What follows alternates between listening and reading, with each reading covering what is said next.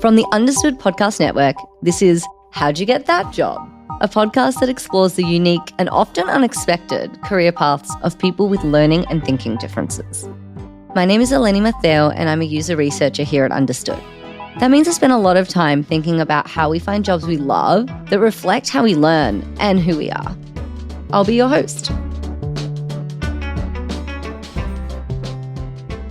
Steve Dean is the founder of Dateworking, which offers dating industry consultations, relationship coaching, workshops, and experimental events in New York City. He also has ADHD.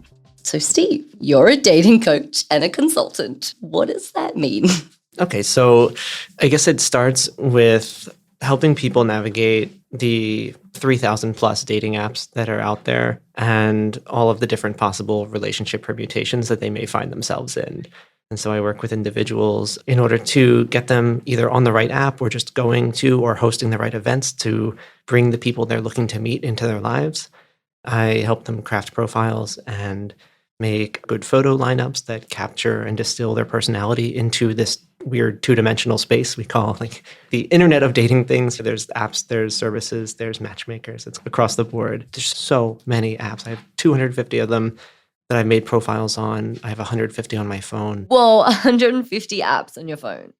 It's overwhelming. And for a lot of people, they download two and they're already exhausted. So I help people first and foremost with their entire dating lives.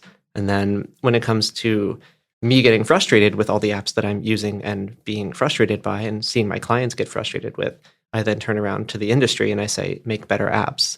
And so I used to work in mobile strategy, so I can advise founders and CEOs on how to build a better and more compelling mobile experience for the daters who I'm also serving. Awesome.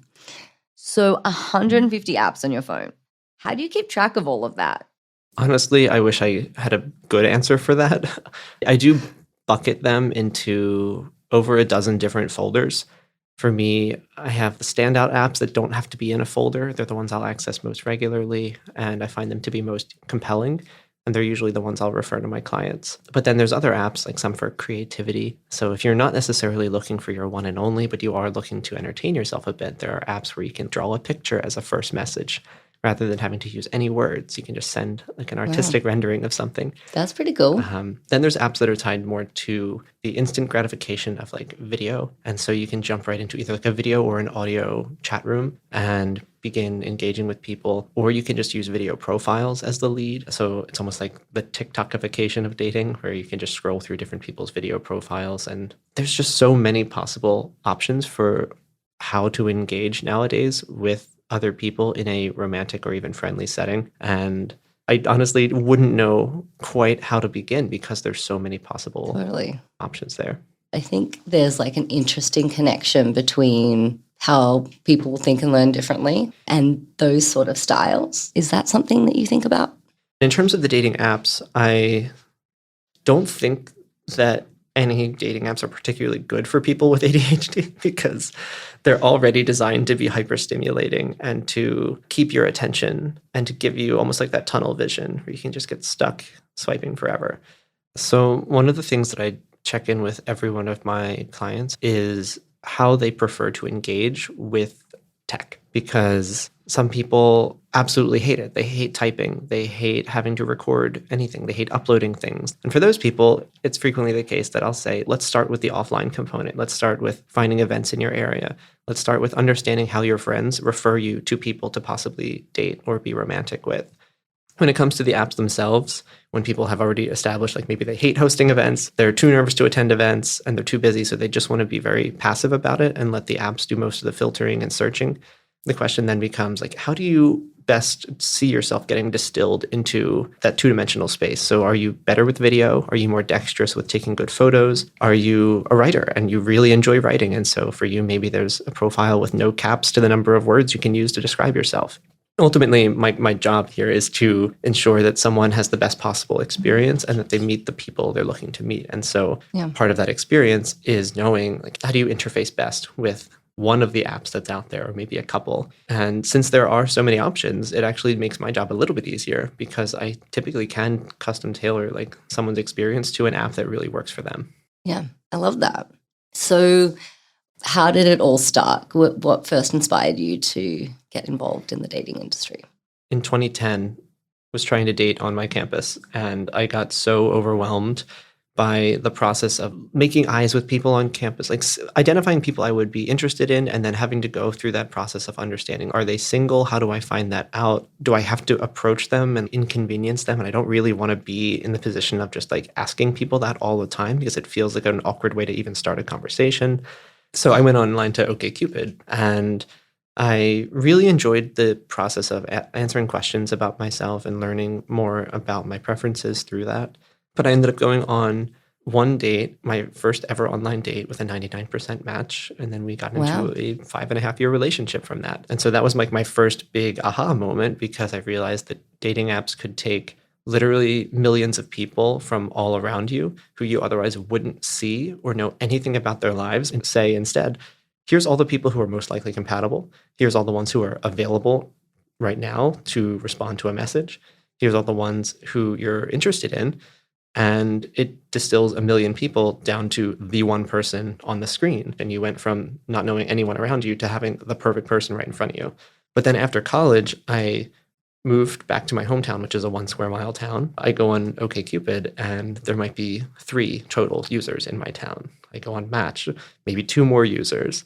And 50 apps later, I'm still struggling to find, are there any people around me on these apps? But originally, I really went heavy into the dating industry because I was basically in this confined space trying to date and having to go to each different app there was in order to find out if anyone was even on here. And then by the time I moved to New York, there were suddenly hundreds of people on each of these apps, if not hundreds of thousands of people on each of these apps. And it just became much more obvious to me how powerful these tools were. Yeah. There's so many entrepreneurial stories that start with trying to solve a problem for yourself and then seeing if that applies to others as well. So the reason I got into doing paid dating coaching is that a friend, after talking to me for about 5 hours about her ex, she was like, Steve, I pay my therapist over $100 an hour to listen to me talk about my ex. And I just talked to you for 5 hours. Like, you need to capture this. Like, I wasted 5 hours of your time, or I need to pay you for this time, because there's no reason you should have been the one listening to me for 5 hours. What a good friend. The fun part is that it's also been an iterative process. My first profile wasn't that great, and I've now made over 1,000 updates to at least my OkCupid. But then for the other 250 profiles, each of those I update on a. So much work. It is a lot of work, and that's partially why I am better able to serve people. Though it's because I've done the work of being annoyed at every step of the way for every app in order to know, at the very least, is this worth using? Is this one that will help people? Well, I would love to hear more about what a typical day looks like for you, and also like how ADHD shows up for you at work and in your day-to-day life. Oh, man. I feel like you didn't even have to ask the second one, because the first is going to reveal it very quickly. So I have, on a typical day, like I've learned to do a much better job throughout the pandemic with establishing boundaries on my time. And as I've transitioned primarily into coaching, I now have only 3 days a week that I formally do my coaching. And that's like Tuesday, Wednesday, Thursday. So I've actually managed to save my Mondays and Fridays for other work and other projects. And without that, coaching could easily just take over my week. And so the way my days are structured is that I let my clients book on my calendar for a finite range of times during Tuesday to Thursday. And so that's really all I focus on those days. Nothing else can really enter the calendar other than client calls. I let my Mondays and Fridays be the days when I work on all the other projects that are in the queue. And that's where the ADHD comes in, because there's a lot of projects that I've started and then potentially not finished. I'll make a little bit of headway and then get distracted. For instance, I have a second season of my podcast for which I've recorded all the episodes and edited about half or 3/4 of the episodes. But that's been like a year of work that has been start and stop, because in addition to the podcast, I also have been working on several simultaneous blog posts, 160 simultaneous blog posts. Whoa. So it's easy to get distracted from one by working on the other, and it all feels productive, but it's also hard to motivate myself to even choose which one, because it's not like I necessarily feel that any one of them is the most important. I feel like they're all important because they're all responses to real client needs and questions that friends and clients have come up with that I haven't answered to. And I want to give that answer out to the world because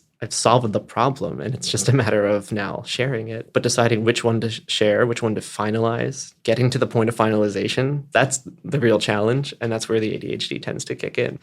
You brought up a couple true ADHD things there in terms of like starting and not finishing projects, prioritization, motivation.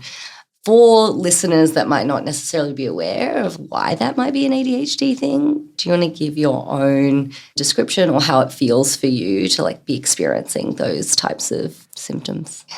It's honestly hard to describe. Sometimes I'll literally schedule my day by the hour. As soon as I've started something, if I'm really in the zone with it, then I won't want to stop and then jump into something else. And so if I schedule 2 hours for a blog post, it may be the case that the first hour is me just trying to do some extra research for it. And then suddenly the 2 hours are already up and I've yet to type a word. And then maybe I'll have in the last 5 minutes thought to myself, okay, I need to get at least a paragraph in. And then the 5 minutes becomes 25 minutes. And now I've already eaten into the next time slot. And then I'm in a moment of, okay, I'm going to cancel this next thing because I don't have time for it anymore. But maybe I can start early on the thing after it. But then I'm in the point of decision fatigue because I have to now decide whether to stop doing the thing I was already productive in or start doing the thing I had scheduled. And in that moment of decision fatigue, I start to get a little bit of anxiety and I lose the motivation to work on either one because now my core decision is deciding which one. And then I will typically in that moment do some of like the dangerous low-hanging fruit of checking. So by then I'll probably have received upwards of 20, 30 emails. I may have gotten another 15 to 20 texts, or I used to get on average 400 plus notifications across the 500 apps on my phone. And that's just on my phone. That's not even my immediate environment. Like I'm presently cat sitting. And so there's 2 cats that will happily just come in, want some pets and jump on my keyboard. There's a lot of possible distractions that go beyond just what's on my phone, what's on my computer, what's in my immediate environment. I've been a Superconnector for 10 years now. So there's just thousands of people who may be in my city at any given time reaching out to say, hey, let's go get coffee, let's hang out. There's just so many possible avenues that my attention can travel on, some of which are considered productive, some of which are distracting, but also sometimes produce the exact fodder that then goes into my work. Like following up on a message thread and going on a creative date can then become fodder for the next article about dates you can do in New York. And so it's really hard to know, was this productive? Was this distracting? I'm just constantly in that cycle. I'm glad that I've gotten that out of being a 24/7 problem. Now that I've created the coaching world where that's 3 days of my week in which I don't think about the other projects. But what that means is now I can only think about the other projects on 2 days a week. And so because I've established these healthier boundaries, it's actually been devastating to my productivity because there's not enough hours anymore. I was actually going to ask you more about this time boundary idea, and you said that it's improved a lot. So I'm interested to hear what it looked like before and then what changed. There were many moments when I decided this is not sustainable. I think the worst one was when I was sleeping about 2 to 4 hours a night, working 20-hour days, navigating to a different apartment every day to live because I didn't have a stable space. Going on dates still amidst all of that. Those were the moments when I realized something had to change here. And so little by little, I would try to make changes, sometimes involving slightly more stable housing, sometimes involving trying to sleep more. That's always a hard one, especially when I didn't have boundaries with the work I was doing. Because if it was the choice between going to bed at 10 p.m. or spending an extra 4 hours finishing a blog post, previous me would 100% of the time finish the blog post, and then I'd ship the blog post and I'd feel good. Now I've had to come to grips with this idea that some things just won't ship, and that's okay. Or they won't ship this week or this year, and that's still okay. It previously was not a thing I'd consider. I think I got used to from an early age this idea that the higher the stress of the environment, the more productive I was. I associated high stress and high frustration and physiological pain with good for work. And I think that's the all-nighter culture, the hackathon culture of stay up for 2 days in order to get the thing shipped. In college, I don't know that I wrote a single paper without pulling an all-nighter. So like midnight is usually when people would start going to sleep, and that would mean no more distractions. And so I'd start my work at midnight and I'd finish it by whenever the paper's due. It was my best way at the time for coping with being distracted by all the things all the time. Yeah. Just like trying to escalate the intensity of the deadline and isolate myself from others so I could get into a zone of focus. And so now like that carried over into my professional life in a way that was sometimes great. Yeah, I've actually heard this idea of staying up all night from quite a few different people that I've talked to. And often they've talked about procrastinating until the last minute or only really feeling motivated to start right at the end or super close to the deadline. Yeah, and it's hard to find proper sources of motivation because I found out early on that money is not a motivator for me. Like if you say, I'll give you $100 to do this thing, I'm not going to do the thing. That's not what makes me wake up and say, this is the priority for today. Mm-hmm. I'm still trying to learn what actually, like the easiest. I was going to ask, what is the motivator? Honestly, I think I don't like disappointing people. And so when I have a calendar event with another person tied to it, such that if I didn't show up, then they'd be disappointed, that would be like one of my highest motivators. That's why I like the coaching work, is because the core thing that I have to do, my core responsibility is to show up. I have to be present on the call with the person who's on the other end. Yeah, someone's relying on you. Yeah, and that for me is really motivating. And as soon as I see that they're confirmed for the calendar invite, I know that I'm going to make it. Whereas if I make a calendar invite to myself and say, we're going to work on a blog post from 2 to 4 on Monday, that I am terrible at respecting my own personal invites. Yeah. I might do a lot of other things, which is the weird form of like productive procrastination that I've learned over the years, where I could put 2 things on my calendar that I'm supposed to be doing, and then I do 20 things that are not that, but that were somehow also seemingly useful. The alternative, and I don't know if you have a word that you might use for this, but like when you put 50 things on a one-day list, you expect maybe to get done 5. I don't know if that's just overbooking or being overeager, overaggressive. Is it trying to add too many things in order to then create urgency because there's so many, I have to start doing some now? I don't know if there's a word for that, but that's a separate problem. And then it becomes a problem of feeling overwhelmed and not being able to prioritize necessarily. Yeah, it may be that I want that feeling because that's what helped me feel like I can get more done. But yeah, I think over the past couple months, I have gotten a little bit better at, like, I'll put a few checkboxed items for each day of the week and then eventually just get to them. So you said that you are a superconnector. Mm-hmm. I want to hear a little bit more about that and what that means to you and how you apply that to the work that you do. I look at a superconnector as someone who can refer almost like a community to another community. So instead of being like the head of one community, you just network with a bunch of other connectors. What that means, at least for me, is if someone says, I need dating help, I'll usually check in and say, like, do you also need job help? Yeah. Do you need help finding friends? Because those friends you find could then help you find dates. And so the superconnecting comes in just by having this multi-dimensional approach where you think not just about one domain of like friendship or dating or jobs, but all collectively. And then you think of who are the people who can best be the routers to get this one person's needs met. These relationships can come from anywhere. In the case of dating, someone who turns you down may be doing it for a very good reason. Maybe they recognize that they're not the right fit for you, given what you both want. But they could then turn around and say, you should date my friend. If we have good relationships all around us, it makes it really easy for all the people we get to know to, over the span of many years, continue being meaningful and relevant in our lives by tagging us, by inviting us to things, by even just like sharing thoughtful words if we put out a request anywhere. And so for me, I love that these relationships we build get to continue being fruitful throughout our lives. So you mentioned unconventional living and cat sitting and moving around a lot. So I would love to hear a little bit more about that lifestyle and how you do it and why you do it. Sure. So the first, I guess, reason for why is just lack of money. Like if you don't have the ability to afford rent and you don't have the ability to afford even a hotel room, then the question is, what's the next step if you don't want to sleep on the street? And so for me, learning quickly how to find people who needed cat, dog, or apartment sitting was really useful, because if someone needed a month of dog sitting, that meant I could go a month without paying rent somewhere.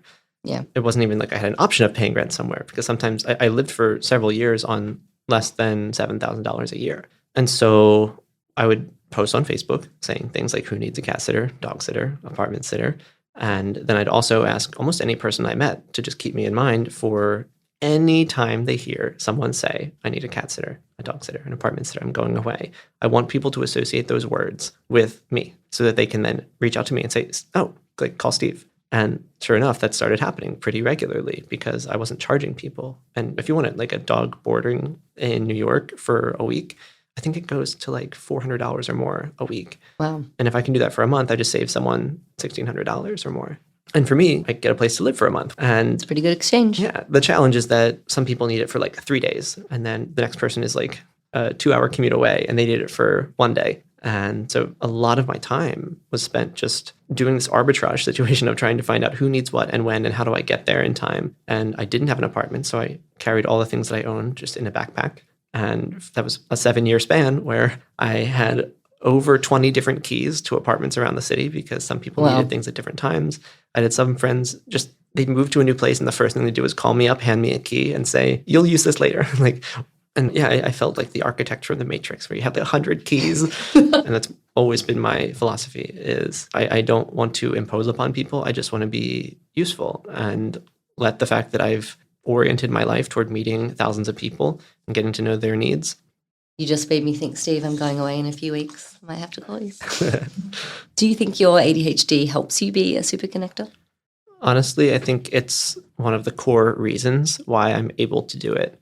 And part of that is that anytime I'm procrastinating, my form of procrastination is to scroll through Facebook and find out what people need, because people typically post there with things like, I'm going away, I need this thing, or I'm considering hiring a matchmaker, I'm looking for this. There's so many different categories of relationship need that people will willingly and publicly post about. And it's a really easy way to be distracted, but it's also a superpower when I've done this where I've set aside an entire day to only be on Facebook answering people's needs. And in the span of a day, I can connect 100 people to the thing they need next. And in so doing, essentially cultivate 100 new relationships and be the point of contact for 100 people. But yeah, I think the ADHD component there is that I allow every new ping to be a distraction that sends me into another rabbit hole of connecting people, because it's not like there are games. Like I don't put games on my phone because it's too dangerous a distraction. I let my form of preferred distraction be helping people. And so every new text, every single message, they are distracting. And my brain automatically goes to them as though they're the maximum urgency. But also the byproduct of that is this kind of super connector lifestyle where I can be relied upon by a lot of people to do a lot of different things. And it's formed part of my identity. Yeah. I think it's so cool that you can be there for so many people. So for anyone listening that's interested in becoming a coach and they have thinking and learning differences, what advice would you give them about where to start? So I think the most important thing to remember is that people are willing to spend money on things that save them the time or effort of having to do those things themselves. And so I learned this from doing coaching for individuals who, let's say they make $500 an hour, but for them to have to spend an hour swiping on Tinder, they've essentially lost $500. If they spend 2 hours on Tinder, or as the average user, 7 hours, that can be over $2,000 of lost value if they didn't get a date from it. And so when a matchmaker approaches that person and says, hey, I'll do all this work for you for $1,000, then the person's going to say, of course, I'll pay you $1,000 to do this. When you save people time or save them money, they're willing to compensate you for a percentage of that time and money saved. And so in coaching, I can essentially tell people, you might go out and try to start dating. You could be spending 20 hours a week or more going on dates, messaging people, swiping on these apps. And that's a lot of wasted time. And what's also the opportunity cost of you going a year or 2 years, or in some cases for some of the people I work with, 10 years of just struggling through which app to use, making a profile, not getting matches, constantly swiping, and feeling worse and worse about themselves. What would that have been worth to you? Let's say you can save someone a lot of time. So in the case of, and this is literally for any coaching thing whatsoever, like if someone's struggling with something for weeks, months, or years on end, you can put a dollar value on that. And if you can help them through that struggle, then you can capture that value. The main thing is to pick the thing that you want to be teaching or that you know more than anyone else about. Keep challenging yourself to learn more about that and keep challenging yourself to help people solve their problems. And so I helped hundreds of people with free dating advice, literally even putting a sign in Washington Square Park, like free dating advice, and I put out a little blanket. I forget about that. And people can just come and receive advice. And I get to learn like who needs what. And so people will say, I need help with this thing. I need help with this thing. And then I can start learning, here's the common things people need help with. And did my suggestions work? That's an important piece too. Like you have to know that you're actually solving the problem. And after you've gotten to the point where you can reliably solve a problem, then you could either sell your time solving the problem. And so for someone starting out, I don't want to say that you should just go into dating coaching because that's not necessarily going to be someone's strength from the get-go. But if there is something that you've helped people with dozens of times, then you're probably on the right track toward being able to monetize that. Thanks so much, Steve. Thank you. This has been wonderful.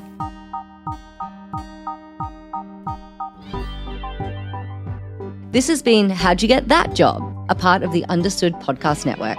You can listen and subscribe to How'd You Get That Job on Apple, Spotify, or wherever you get your podcasts.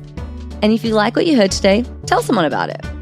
How'd You Get That Job is for you, so we want to make sure you're getting what you need. Go to u.org/thatjob to share your thoughts and to find resources from every episode. That's the letter U as in understood.org/thatjob. Do you have a learning difference and a job you're passionate about? Email us at thatjob@understood.org if you'd like to tell us how you got that job.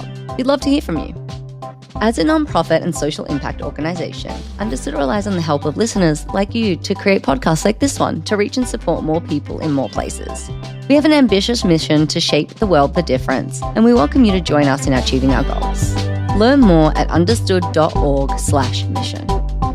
How'd You Get That Job is produced by Andrew Lee and Justin D. Wright, who also wrote our theme song. Laura Key is our editorial director at Understood. Scott Kashia is our creative director. Seth Melnick and Brianna Berry are our production directors. Thanks again for listening.